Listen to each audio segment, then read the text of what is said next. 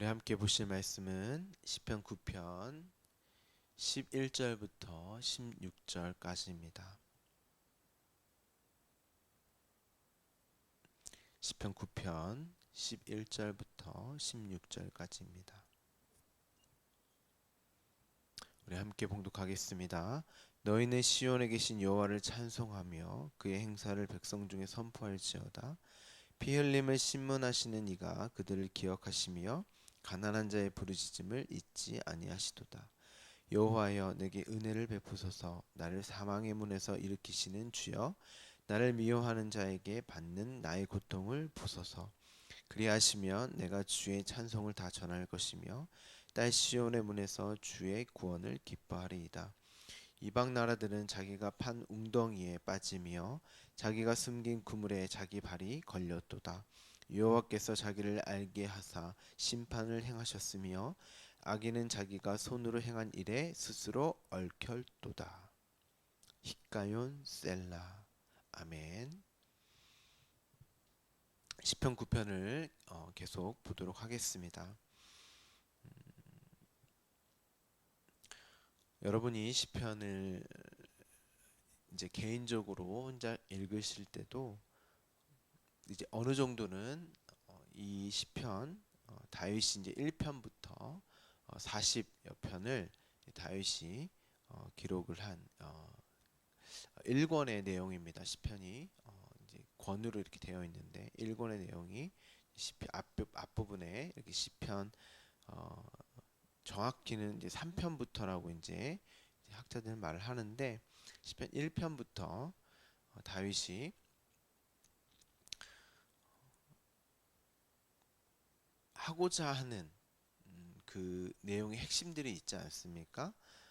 여러분들이 시편을 보실 때, 개인적으로 보실 때도 정확하게 예수 그리스도와 십자가로 보실 수 있는 그런 눈을 계속, 실력을 계속 같이 저와 함께 읽어가시면서 실력을 계속 눈을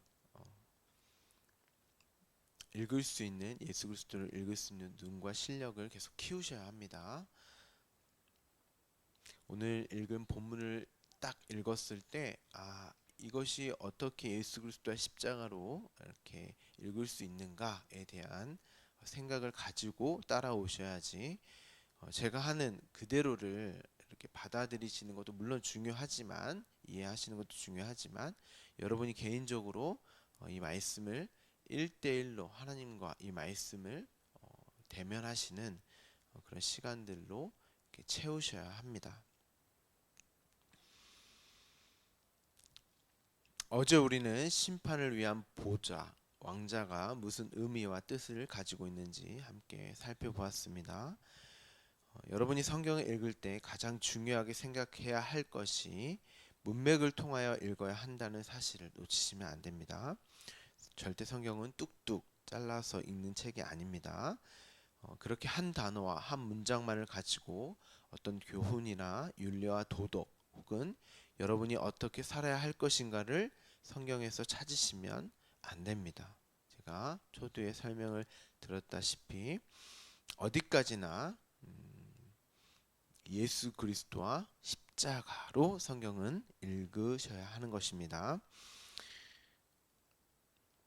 말씀이 여러분의 삶을 이끌어가는 것이지 여러분이 어떻게 살아야 할 것인가 하고 말씀을 읽어서 그것을 사유하여 에너지를 삼아 이렇게 살아야지 저렇게 살아야지 라고 하는 삶의 지침으로 기록된 책이 아닙니다. 절대 아닙니다. 성경은 다시 한번 말씀드리지만 예수 그리스도와 십자가만을 기록하고 있다고 다시 한번 강조하여서 말씀을 드립니다. 한 단어에 대한 의미를 파악할 때 중요한 것은 그 단어가 가진 의미와 문장 안에서의 역할, 문맥을 통한 그 단어의 쓰임, 성경 전체에서 사용되어지는 용례 등을 모두 확인을 하셔야 합니다. 그런데 그렇게 하기가 쉽지 않으시죠? 그러니까 제가 그러한 것들을 확인하여 여러분에게 설교 시간에 말씀을 드립니다. 그러니까 여러분들이 이런 개념들을 정확하게 기억을 하셔서 성경을 읽으실 때, 개인적으로 성경을 읽으실 때 꼭 참고하셔서 성경을 읽으셔야 합니다. 그래서 반복적으로 제가 이제 시편 1편부터 쭉 진행을 하고 있지 않습니까? 그래서 여러분들 시간 되실 때 반복적으로 말씀을 들으시기를 권하여 드립니다.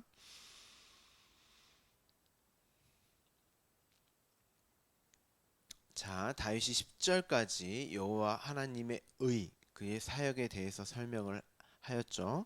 심판을 위하여 보좌, 왕자를 준비하였는데 그것은 공의로운 하나님의 권능으로 비롯된 것이며 그것 판결을 그것으로 판결을 내리신다고 이렇게 말을 합니다. 심판의 근거는 나로 말미암지 않고, 그렇죠? 심판의 근거는 여러분이 아니에요. 여러분이 아니고 예수 그리스도입니다. 그래서 다윗이 심판의 근거는 나로 말미암지 않고 예수 그리스도. 그러니까 예수님도 그런 말씀을 하시죠. 나로 말미암지 않고는 아무도 아버지께 올 자가 없다고 이렇게 말씀을 하시잖아요. 그러니까 심판의 근거는 예수 그리스도란 말이죠. 그것을 다윗이 경험을 했고 그 사실로 여호와 하나님을 찬양하는 것이 다윗의 시편이잖아요. 그렇죠? 그런 다윗이 11절에 너희는 시온에 계신 여호와를 찬송하며 이렇게 기록을 합니다. 여기서 시온은 예루살렘의 산을 의미합니다. 그냥 예루살렘으로 이해하시면 되고 앞서 다윗이 요새라고 말한 그 의미의 요새이기도 합니다. 우리가 어제 피난처 요새 함께 보았죠. 그 의미이기도 합니다. 예루살렘은 성전이 있는 곳이죠. 그렇죠? 그러니까 성전을 의미한다고 생각하셔도 됩니다. 성전에 계신 여호와를 찬송하며 이렇게 이야기하잖아요. 성전에 계신 여호와를 찬송하며.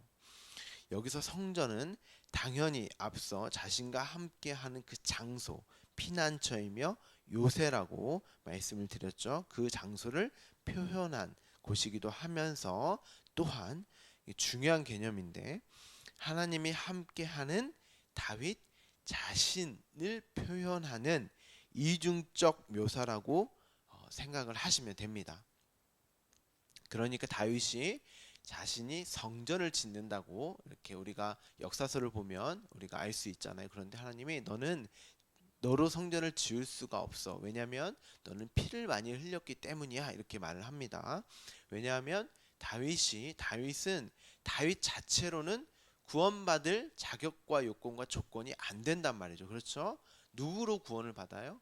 그 죄 없는 한 아이 예수 그리스도의 죽음으로 말미암아 자신이 솔로몬으로, 그렇죠? 솔로몬으로 다시 태어난단 말이죠. 그러니까 다윗과 솔로몬은 다른 인물이긴 하지만 역사 속에서는 다른 인물이긴 하지만 다윗은 원래 그 한 아이 속에서 죽은 거예요, 여러분. 죽고 누구로 살아났냐면 솔로몬으로 살아난 것입니다. 그것을 성전을 비유 삼아서 다윗의 성전을 하나님이 받지 않으세요. 왜냐하면 솔로몬으로 이 화평된 완성된 솔로몬의 성전으로 하나님이 예수 그리스도 그 한 아이로 완성된 그 솔로몬의 성전으로 받으시는 것입니다. 그러니까 그 솔로몬의 성전으로 다윗이 다시 완성되어진 거예요. 다윗의 성전은 안 받고 하나님이 만드신 완성하신 솔로몬이라고 하는 그 성전으로 받으시는 것입니다. 그래서 다윗이 나는 그 한 아이, 무지한 한 아이, 그 한 아이는 예수 그리스도를 의미하고 상징하는 아이니까요. 그 한 아이로 내가 솔로몬의 성전으로 완성되었구나. 그로 하나님과 함께하는 자신을 이중적으로 표현한 것입니다. 성전이 곧 우리이기도 하니까요. 그렇죠? 그의 행사를 백성 중에 선포할지어다. 지금 다윗 자신에게 하신 그 일을 만민에게 알리리라 라고 말을 하는 것입니다. 12절입니다.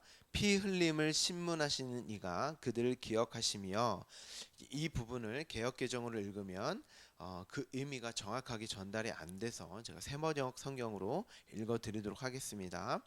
살인자에게 보복하시는 분께서는 억울하게 죽어간 사람들을 기억하시며, 이렇게 세번역은 번역을 했습니다. 자, 여기서 살인자는 누굴까요? 살인자는 다윗입니다. 누구를 죽였죠? 우리아를 죽였습니다. 그런데 억울하게 죽어간 우리아를 기억하시면서, 원래 하나님은 누구를 죽여야 하나요?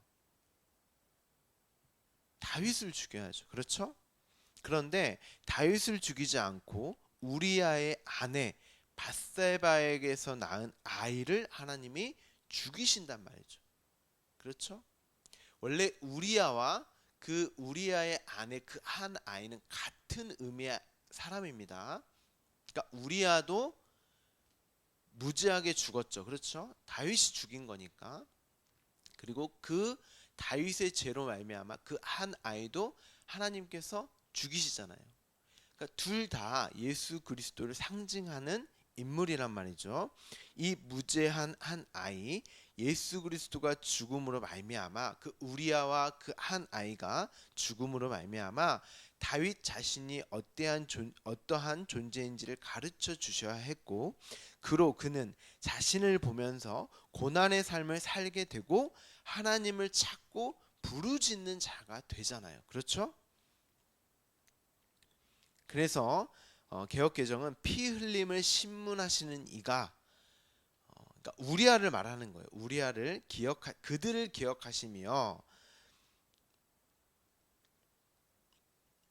이렇게 개역개정은 기록을 하고 있습니다. 그래서 정확하게 새 번역은 가난한 자의 부르짖음을 잊지 아니하시도다, 이렇게 말을 합니다. 다윗이 말을 해요. 그러니까 여기서 말하는 가난은 어떤 가난이겠어요, 여러분? 다윗이 지금 자기가 가난하다라고 이야기를 하고 있는데 어떤 가난일까요? 다윗은 또 왕이잖아요. 물질이 부족했을까요? 먹을 것이 부족했겠습니까? 입을 것이 없는 그런 가난이겠어요? 여기서 말하는 가난은 산상수훈에서 예수님이 말씀하신 마음이 가난한 자 할 때 그 가난입니다. 이 가난은 상대적 가난이 아니에요. 그러니까 물질적인 어떤 가난이 아닙니다. 이 상대적 가난은 내가 남들보다, 내가 아무리 많이 가지고 있어도 다른 사람과 비교하여서 내가 그보다 적으면 나는 가난한 거잖아요. 그렇죠? 그런데 이런 상대적 가난, 물질, 입고 있는 거, 먹고 있는 거, 어떤 돈, 이런 걸 말하는 가난이 아닙니다. 절대적 가난. 이게 어떤 가난이에요? 그것 없으면 죽을 수밖에 없는 생명 차원으로서의 가난. 이 가난이 어떤 가난이겠습니까? 어떤 마음의 가난이겠어요, 여러분? 당연히 하나님 없으면, 하나님이 주시는 생명이 없으면, 그것 아니면 죽을 수밖에 없다고 하는 그 마음의 상태를 가리키는 단어란 말이죠. 그 가난을 말하고 있는 것입니다. 다윗이 지금 하나님과 함께하지 않으면, 그 생명이 주어지지 않으면 부어지지 않으면 죽을 수밖에 없는 자신을 모르는 채 하지 않으시는 그 하나님을 찬양하고 찬송하고 있는 거예요. 원래 우리야, 그 무지한 한 아이, 그 둘을 위해서는 원래 자기가 죽어야 한단 말이죠. 근데 하나님이 나를 살리고자 당신의 아들 예수 그리스도, 그 무죄한 아들을 죽이시면서까지 나에게 그 하나님의 구원과 그 하나님의 생명을 부어주신 거잖아요. 내가 누구인지를 깨닫게 하셔서. 그렇죠? 내가 누구인지, 하나님이 어떠하신 분인지를 알게 하셔서 그 구원을, 그 심판에서 제외되었단 말입니다. 내가 그가 하신 일, 하나님의 하신 일을 만민에게 알리라고 하는 거예요. 어디에서요? 예루살렘에서. 시온에서. 그러니까 나로부터 시작되는 거예요. 내가 아는 것입니다. 그것은 내가 먼저 알아야 되는 거예요. 그리고 그게 전부예요, 여러분. 사실은 누구에게 복음을 전하고 말씀을 전하고 어떤 삶을 살아야 되고, 이거는 여러분의 일이 아니라니까요. 나로 시작해서 내가 그 하나님을 알고 나를 알면 나는 그게 내 인생의 전부인 것입니다. 그런데 그런 내 인생을 하나님이 어떤 방법과 도구로 사용을 하시는 거예요. 당신을 알리시는. 그래서 시온에서, 성전에서, 예루살렘에서, 거기에 있는 그곳은 나예요, 나. 13절입니다. 여호와여 내게 은혜를 베푸소서, 내게 그 생명을 주시옵소서. 지금 그 이야기를 하는 거예요. 나를 사망의 문에서 일으키시는 주여. 그렇죠? 사망의 문에서 일으키시는 주여. 지금 죽음, 사망과 연결을 하고 있지 않습니까? 거기서 일으키셔서 그 생명을 나에게 주셔서 나를 미워하는 자에게 받는 나의 고통을 보소서라고 다윗이 이야기를 합니다. 여기서 자신을 미워하는 자가 누굴까요, 여러분? 자신을 미워하는 자. 사울일까요? 우리아일까요? 압살롬이겠습니까? 누구이겠습니까, 여러분? 다윗을 미워하는 자. 다윗 자신입니다. 원수는 다른 어떤 누군가가 아니에요, 여러분. 성경에서 말하는 원수를 사랑하라 하니까 내가 미워 죽겠는 어떤 부모님, 아니면 내 인생을 살아가면서 나를 사기쳐서 내 돈 떼먹은 어떤 사람, 또 어떤 내 생명, 어떤 건강이나 생명을 위협했던 어떤 사람, 어릴 적 나에게 상처를 준 어떤 사람, 그 정도가 아니란 말입니다, 여러분. 성경에서 말하는 원수, 대적은 나예요, 나. 하나님을 알지 못하는 나. 하나님 없이 살았던 나. 하나님 없이 세상의 왕처럼 살려고 했던 나. 하나님처럼 살려고 했던 나란 말입니다.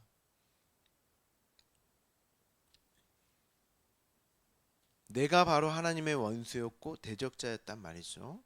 자신이 그 한 아이의 죽음으로 구원을 받았어도 여전히 자신을 용서하지 못하는 상태, 지금도 전혀 변하지 않는, 나는 분명히 말씀을 통하여서 교회를 다니면서 또 하나님의 그 구원으로 말미암아, 예수 그리스도로 말미암아 구원받은 나를 확인했단 말이죠. 그런데 여전히 변하지 않고 여전히 나로 사는 그 나의 모습을 보면서 고통스러워 한단 말입니다. 지금 다윗이. 여전히 나는 나로 봤을 때 구원받을 요만큼의 자격과 조건과 요건이 보이질 않는, 찾지를 못하는 거예요. 그러니까 너무 미워 죽겠는 겁니다, 자신이.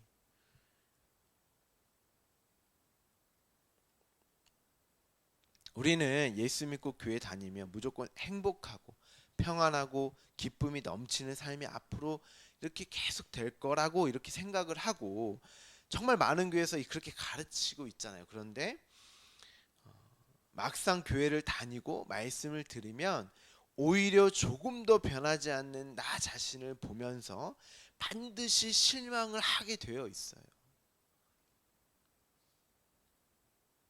말씀을 올바로 듣는 사람이라면 반드시 나라는 존재, 죄에 대해서 알면 알수록 나는 도저히 하나님에게 구원받을 요만큼의 자격과 요건, 어떤 그런 게 전혀 나에게서 발견되지 않는다는 그 사실로 실망을 하게 되어 있습니다. 그리고 나에게서 어떤 선한 일, 착한 일, 의로운 일이 발견되어지고 그걸로 하나님 앞에 떳떳이 나아가는 그런 게 아니라, 더욱더 죄라는 것이 무엇인지 내 뼛속까지, 내 마음속 깊이까지, 내 생각까지, 모든 내 전적인 내 모든 게 죄 덩어리구나 라는 사실로 나에게 실망하게 되어 있습니다. 그게 말씀의 역할이잖아요. 그렇죠? 말씀이 검이 되어 자신을 해체하는데 어떻게 기쁘기만 하고 행복하겠습니까? 아니란 말이죠. 우리는 말씀을 올바로 보게 되면 반드시 고통스러워 하는 게 맞는 거예요. 왜냐하면 죄가 무엇인지를 배우게 되고, 그러면서 내가 어떠한 자인지 내 뼛속 안에까지 숨어 있는 그 죄를 발견하게 되고, 나라는 실체에 대해서 확실하게 보게 되기 때문에 그것이 고통으로, 고난으로 감지가 되는 것입니다.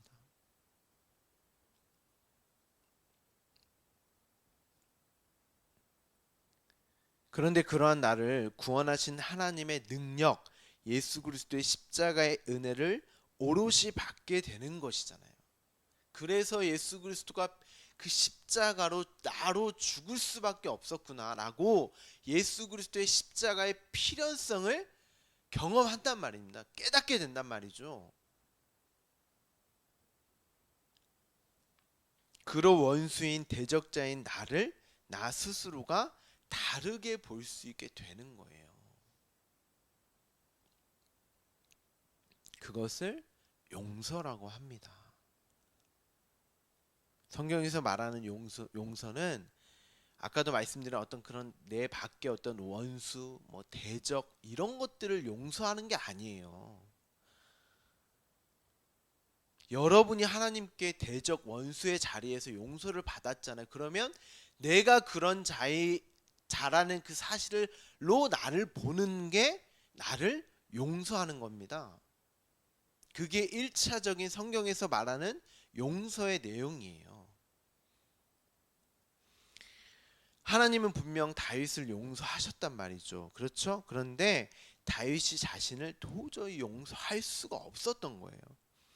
그런데 어떻게 하나님이 자신도 자신을 용서하지 못하는데 어떻게 하나님이 자신의 아들을 죽이시면서까지 나를 용서하셨을까 하고 하나님의 긍휼과 은혜와 사랑을 처절하게 경험하면서 나를 하나님의 말씀으로 다시 보게 되고 그때 그때마다 잠깐 기쁘고 감사하며 행복할 수 있는 것이며 그로 영원한 하나님의 나라 그 천국을 소망으로 붙들 수 있는 거예요. 여러분을 근거로 하면 절대 하나님의 나라, 절대 그 천국을 소망하지 않습니다. 소망할 수 없는 거예요.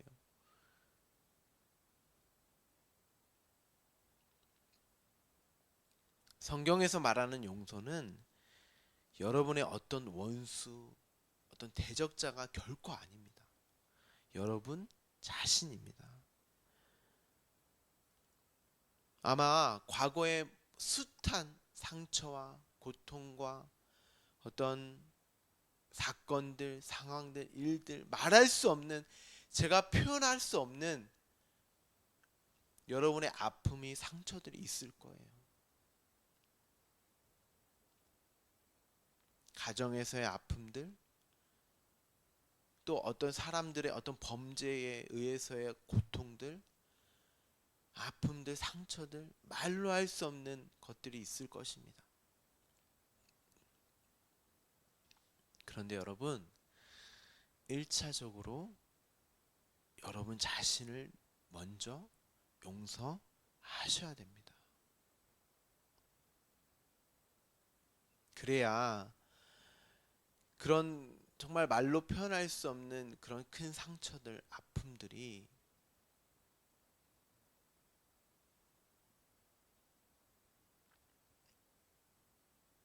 여러분에게 별게 아니게 될 수 있는 거예요. 물론 별게 아닌 게 아니죠. 그렇죠? 어떻게 강도사님이 내 상처에 대해서 그렇게 쉽게 말할 수 있나? 내가 겪은 그 고통, 말할 수 없는 그런 일들을 어떻게 이렇게 쉽게 말할 수 있나? 아니요, 여러분. 제가 여러분의 상처가 깊지 않고 아프지 않고 별게 아니란 그런 말씀이 아닙니다. 여러분 거기서 이겨내실 수 있는 힘과 극복할 수 있는 그 상처를 정말 덮을 수 있는 것은 하나님의 긍휼과 사랑과 은혜, 당신의 아들 예수 그리스도로 말미암는 그 십자가의 은혜밖에 없는 거예요. 근데 여러분에게 그게 부어졌단 말이죠. 그렇다면 여러분이 그 부음을, 그 사랑과 긍휼과 은혜를 받은 나로 보실 수 있어야 되잖아요. 그러면 1차적으로 여러분 스스로가 여러분이 그 은혜와 사랑과 긍휼을 받은 나로 보실 수가 있으셔야 돼요.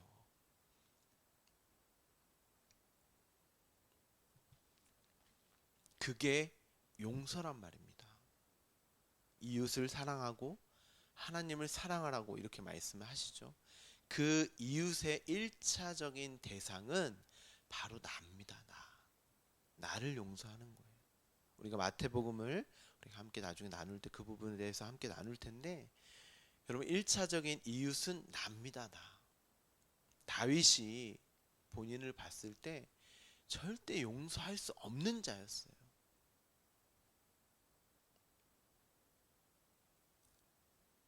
그런데 그런 자신을 하나님이 용서하셨다는 그 사실을 먼저 받아들이는 것입니다.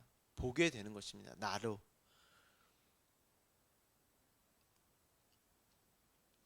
내 밖에 다른 사람은 정말 사랑의 대상으로 여길 수밖에 없는 것입니다.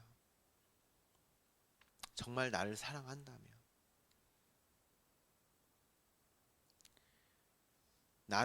나라는 원수를 용서해야 내 밖에 어떤 대상, 다른 사람을 정말 사랑의 대상으로 여길 수 있게 되는 거예요, 여러분. 그래서 바울이 내가 가장 죄인 중에 괴수고 하나님의 원수였으며 대적자였다며 이렇게 이야기를 하고, 그런 자인식이 있다면 내가 어떻게 다른 사람을 정죄하고 판단할 수 있겠습니까? 참 어려운 문제죠. 쉽게 말할 수 없는 부분인데,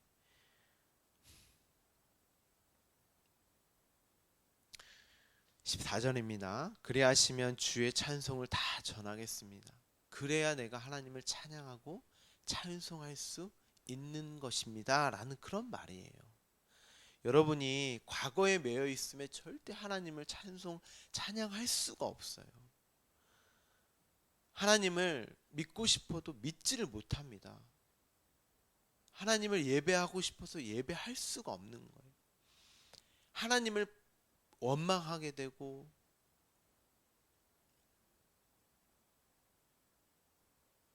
하나님을 미워할 수밖에 없는 거예요.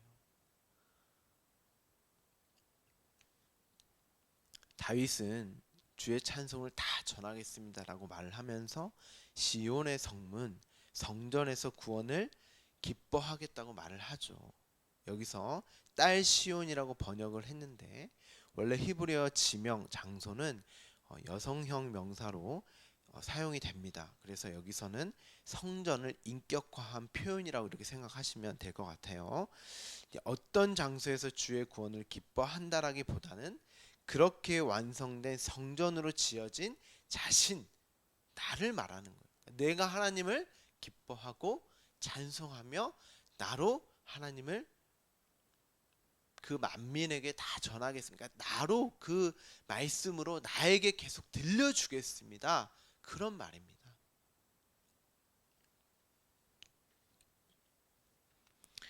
자, 그러면 15절에 다시 한번 자신을 어떻게 알게 하셨는지, 그리고 그것이 자신에게 어떤 의미의 사건이었는지를 다윗이 말을 하는데요. 다시 한번 보도록 하죠. 이방 나라들은 자기가 판 웅덩이에 빠지며 자기가 숨긴 그물에 자기 발이 걸렸도다. 보세요. 다윗이 시편 7편에서 우리가 함께 봤는데 뭐라고 합니까? 자기는 사울과 다르게 자신의 손에는 죄악이 없고 누구에게 악으로 갚은 적도 없고 까닭 없이 빼앗은 적도 없다고 말을 했었잖아요.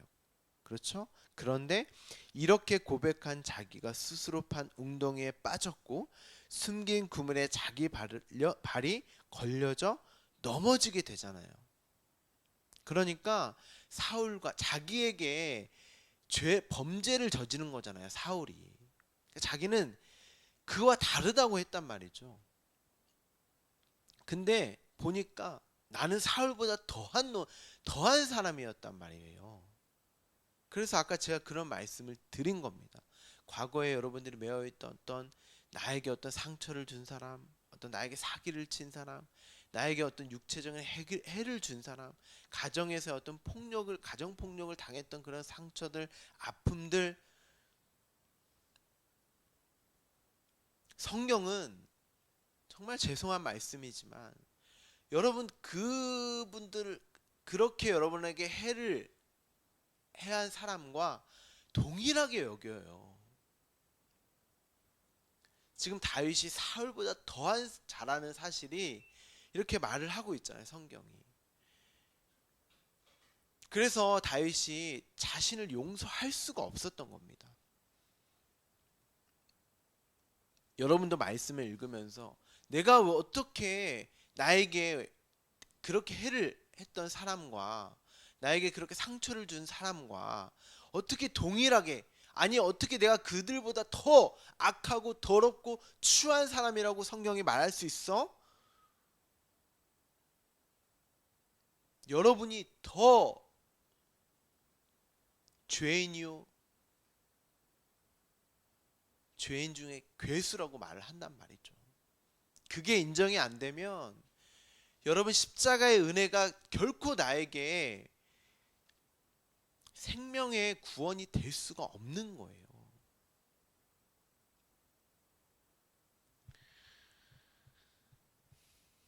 지금 다윗 자신의 이야기를 이방 나라들에 빗대어 말을 합니다. 그러면서 16절에 여호와 하나님께 자기를 알게 하셨다. 그로 심판을 행하셨다. 이렇게 이야기를 합니다.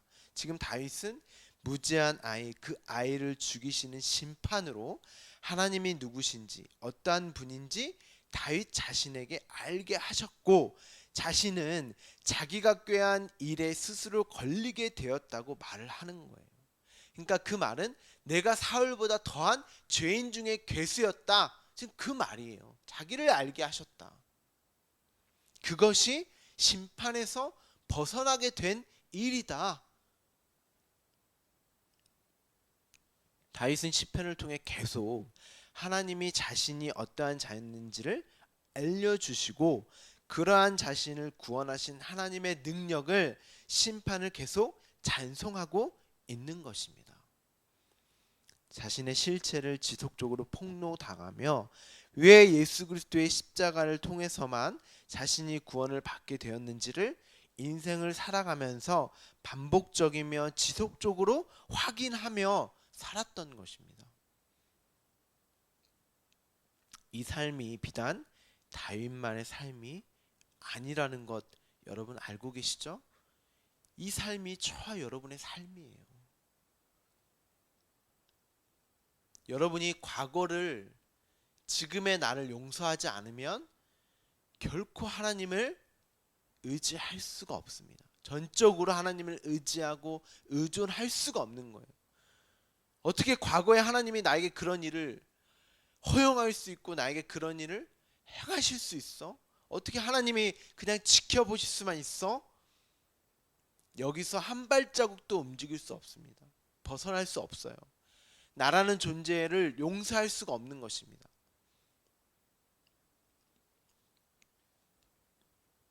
저와 여러분의 삶도 동일하게 말씀 안에 기록되어져 있고 그려져 있는 그런 삶입니다. 오늘도 자신의 모습을 올바로 직시하시며 왜 예수 그리스도의 십자가만이 나의 구원의 근거인지, 그리고 우리가 어떠한 자리에서 심판에서 벗어나게 되었는지를 매 순간 확인하시되 죄인 중에 괴수인 나를 사랑하신 하나님의 사랑으로 나 자신을 용서하시고 그 구원의 기쁨과 감사함을 노래하시는, 찬송하시는, 거기서 벗어나시는, 나로부터 벗어나시는, 그 과거로부터 벗어나시는 여러분이 겪고 있는 그 마음의 상처로부터 벗어나시는 그 정신적인 압박과 생각들과 기억들과 거기에 매여 있는 여러 가지 어떤 그런 것들에서 벗어나시는 여러분 되기를 간절히 소망합니다. 그리고 하나님을 찬양하시고 노래하시는 귀한 하루가 되기를 간절히 소망합니다. 기도하겠습니다.